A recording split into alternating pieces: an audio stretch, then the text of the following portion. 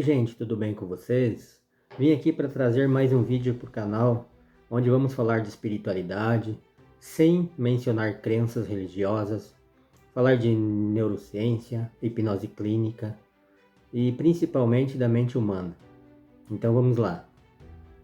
A história da hipnose passou por várias gerações de cultura e está presente desde os primórdios da humanidade, mas tivemos vários estágios de estudo, auge e queda. Foi por muito tempo vista como cura, magia, milagre e até charlatanismo, e que foi diversos períodos da história, e o relato mais antigo é chamado de Templo do Sono. E nesse Templo do Sono, por volta de 4.000 anos antes de Cristo, no Egito e Grécia Antiga, existiam templos dedicados ao diagnóstico de cura e doenças. A crença da época dizia que os respectivos deuses curandeiros, Imhotep e Asclépio, podiam sanar os adoecidos com uma indução ao sono. Então os templos do sono, como eram chamados, era uma espécie de hospital. Outro relato antigo que se pode ser entendido como técnica de hipnose, por volta de 1500 anos antes de Cristo, no Egito, escrito em papiros de Herbes, onde nesses documentos está escrito com 110 páginas e 20 metros, menciona cerca de 700 drogas, combinadas com mais de 800 fórmulas mágicas e remédios médicos. Possuía uma detalhada descrição da estrutura do corpo humano, do sistema de vasos sanguíneos, do coração, anatomia e fisiologia.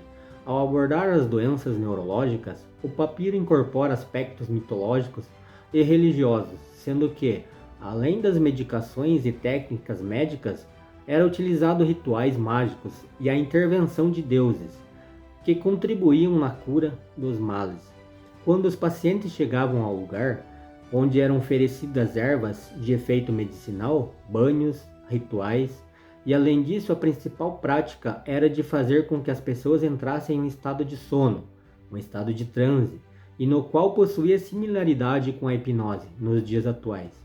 E neste estado era possível o contato direto com a consciência humana e suas interpretações. Os sacerdotes do templo eram tidos como representantes diretos dos deuses da época. Qualquer um que buscava esse tipo de tratamento com esse processo acreditava que saía curado. E isso de fato acontecia. A pessoa saía curada do problema apresentado, e o fato que acontecia por um conjunto de fatores. Um deles é a autoridade do sacerdote e a credibilidade que eles tinham na época. Outro fator que existia também era a expectativa, que acontecia através das sugestões, que eram feitos através de entonações de cantos em forma de orações. E esse mesmo fator que é empregado até os dias de hoje através do que chamamos de efeito placebo. E muitos médicos usam até hoje, onde é pura hipnose, onde o paciente ou doente dá mais credibilidade e onde sabe que o médico tem autoridade no que diz respeito à saúde. Então, quando um médico diz para tomar um certo tipo de remédio, que o sintoma ou o problema vai passar, isso tende a acontecer, com certeza, com a credibilidade que damos ao especialista, mas simplesmente funciona porque acreditamos nele. As sugestões que o médico passa ao paciente entram direto no subconsciente e os torna verdade absoluta. A pessoa melhora. A origem da hipnose ainda não é certa até os dias atuais, mas mesmo que tenha esses relatos e manuscritos, e remonta de tempos muito antigos, onde esses registros de sua prática no Egito e na Grécia Antiga, no chamado Templo do Sono, onde nesses templos apresentavam os 6 elementos hipnóticos que é usado até os dias atuais.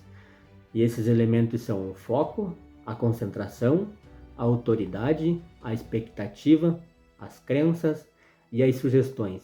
E essas práticas é uma das técnicas que é usada até os dias atuais na hipnose.